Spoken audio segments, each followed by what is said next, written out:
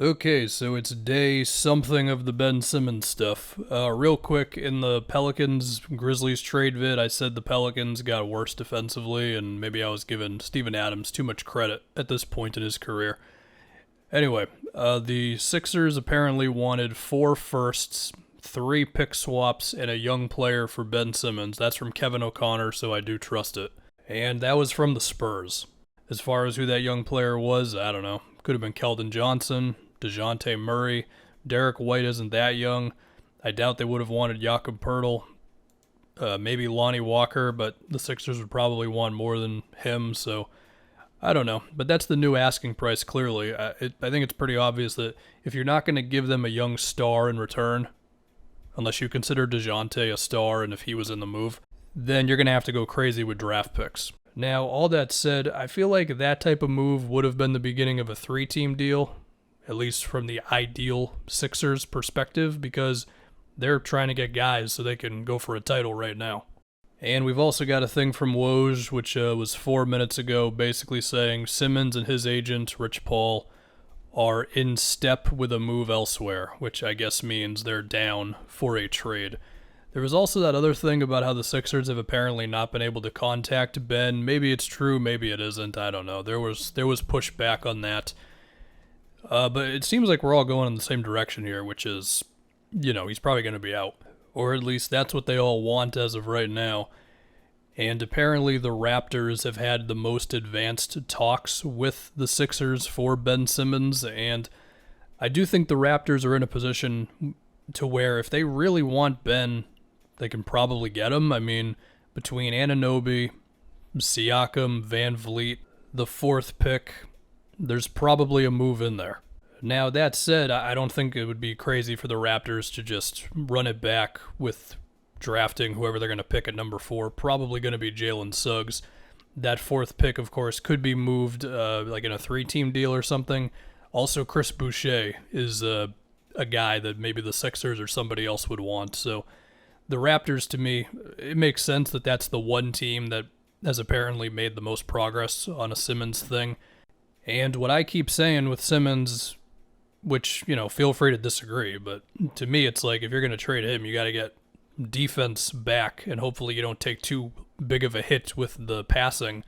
And a guy like Anunoby would be the perfect sort of defensive guy to get back. Now, whether the Raptors would want to move him, it would make sense to want to keep him around if you're going to get Simmons. I've heard some people suggest Siakam for Simmons, and okay. I mean, if Siakam's 3-point shooting can get back to what it was 2 years ago, 36% on 6 a game, that makes sense next to Embiid. If it's going to be 30% like it was this year, not so good. Of course, shooting is not the only thing that determines if guys can play next to each other, but it's still a thing, of course. So yeah, now I would imagine from the Sixers' perspective, the perfect thing is Lillard or Beal, and both of those guys' trade things have been up in the air a little bit. Some more Bradley Beal trade talk has happened, and I mean, Beal's got 1 year left on his contract because he's going to decline the player option, we assume, after this upcoming season. So now is pretty much the time when guys start to throw it out there that they want out.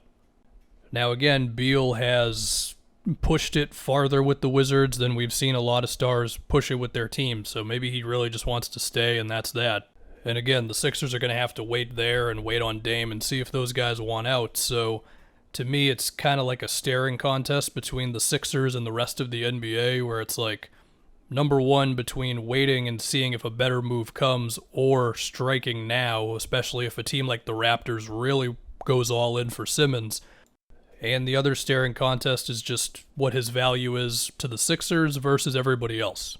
I mean, I highly doubt the Spurs would actually be willing to move 4 firsts and 3 swaps for the guy. But from the Sixers' perspective, they're probably like, well, you guys don't have a star, so yeah, that's the only way you're going to get him.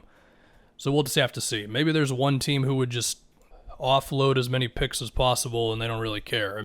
There's, of course, the T-Wolves, and they're constantly attached to Simmons in some way. I mean, is anybody on that team off limits in a move besides Towns? I guess if you like Simmons enough, then maybe. Now, personally, I think it's a good idea for the Sixers to have this approach. I mean, I know that people think Ben Simmons is like the worst player in the league or whatever, but I mean, multi-time All-Star, first team defense, doesn't dunk when Trae Young's right there. I get it. But he's also under contract for like 4 years. That said, from another team's perspective, given how the NBA is nowadays, they could look at it and say, well, Simmons is really only under contract for like 2.5 years or something, because if we're not good, then he's going to do the whole get me out of here thing. So once again, it's all a big staring contest right now. The Sixers really want Dame or Beal, and if someone else is going to come in, then it's got to be just a huge offer that, as of right now, it seems like nobody else really wants to offer, but it only takes one team, so we'll see.